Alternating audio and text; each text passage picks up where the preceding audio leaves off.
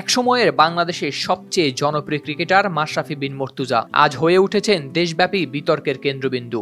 আওয়ামী লীগের রাজনীতিতে যুক্ত হওয়ার পর থেকেই কিছু সমালোচনা তার সঙ্গেই লেগেছিল, কিন্তু কোটা আন্দোলনে তার নীরব থাকা নিয়ে এখন চলছে তুমুল সমালোচনা।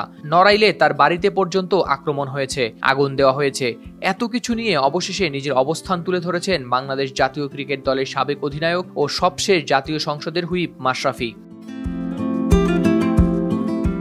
গত ৫ আগস্ট শেখ হাসিনা সরকারের পতনের দিন দেশের বিভিন্ন স্থানে বিক্ষোভ ছড়িয়ে পড়ে। আওয়ামী লীগের অনেক এমপি ও মন্ত্রীর বাড়িতে হামলা হয়। তাদের মধ্যে মাশরাফির নড়াইলের বাড়িটিও অগ্নিসংযোগের শিকার হয়। তবে মাশরাফি দেশ ছাড়েননি, বরং ঢাকায় থেকে নিজেকে বিচ্ছিন্ন করে রাখেন। নিজের এলাকার মানুষই এমন ঘটনা ঘটায় যা মাশরাফিকে ভীষণভাবে আহত করেছে।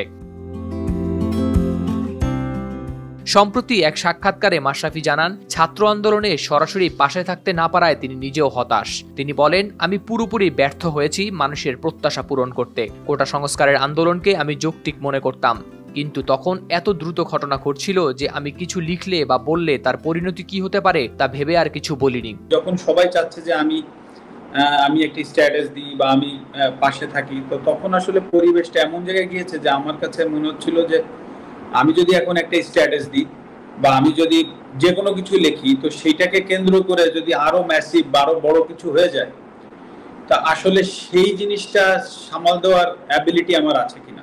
মাশরাফি আরো বলেন, কিছু করার চেষ্টা করিনি তা নয়, ছাত্রদের সঙ্গে কথা বলে কিছু সমাধানের চেষ্টা করেছি, কারণ তাদের দাবি আমার কাছে ন্যায্য মনে হয়েছে, কিন্তু সেটাও করতে পারিনি। তাই নিজের ভূমিকা নিয়ে আমি হতাশ। সময় মনে হচ্ছে পুরো আন্দোলনের ভেতরে ওইখান থেকে দাঁড়িয়ে আমার কাছে মনে হচ্ছে একটা স্ট্যাটাস দিলে সবকিছু সমাধান হয়ে যেত, সেটা না, আমি আরো বড় পরিসরে কিছু করতে পারতাম কিনা, এবং সেটা স্টুডেন্টদের কাছে যে তারা হয়তো বা নাও আসতে পারতো, সেটা তাদের ব্যাপার ছিল। কিন্তু আমার হয়তো বা ওই খারাপ লাগাটা থাকতো না যে না, আমি চেষ্টা করিনি বা চেষ্টা করে পারিনি।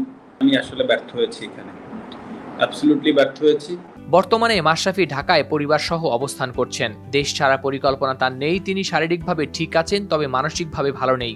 ঢাকাতেই আছেন পরিবারের সঙ্গে। শারীরিকভাবে ভালো আছি, অবশ্যই মানসিকভাবে খুব একটা ভালো নাই, এবং তবে আছি, হ্যাঁ, ঢাকায় আছি, বাংলাদেশে আছি, পরিবার নিয়ে আছি। তার সম্পদ নিয়ে অনলাইনে প্রচলিত নানা গুজব নিয়ে মাশরাফি স্পষ্ট করে বলেন, তার সব সম্পদই খেলোয়াড়ি জীবন থেকে গড়া। পূর্বাচলে একটি জমি পেয়েছিলেন ২০০৫ সালে, মিরপুরে বাড়ি করেছেন IPL খেলে। এসব তথ্য যাচাই করলে সত্যিটা পরিষ্কার হয়ে যাবে। মাশরাফি আরো জানান, রাজনীতিতে আসার আগ পর্যন্ত আমার অনেক এন্ডোর্সমেন্ট ছিল। খেলাধুলা আর স্পন্সরশিপের আয়ে যা করেছি। নড়াইলে মায়ের জন্য বাড়ি করেছিলাম, সেটি পুড়িয়ে দিয়েছে। কেউ মামলা করার পরামর্শ দিয়েছেন, কিন্তু আমি বলেছি এসব করব না। নড়াইলের মানুষের বিরুদ্ধেও কোনো বিচার চাই না। আমার ভাগ্য মেনে নিয়েছি, হয়তো কোনো ভুল করেছি, সেটার ফল পেয়েছি। মাশরাফি তার রাজনীতিতে আসার চ্যালেঞ্জ নিয়ে বলেন, ক্রিকেটার হিসেবে তার গ্রহণযোগ্যতা ছিল, রাজনীতিতে এলে সেটি থাকবে না তাও তিনি জানতেন, কিন্তু মানুষের জন্য বড় কিছু করতে চেয়েছেন, তাই চ্যালেঞ্জটা নিয়েছেন। হাওলাদার শামীম, RTV।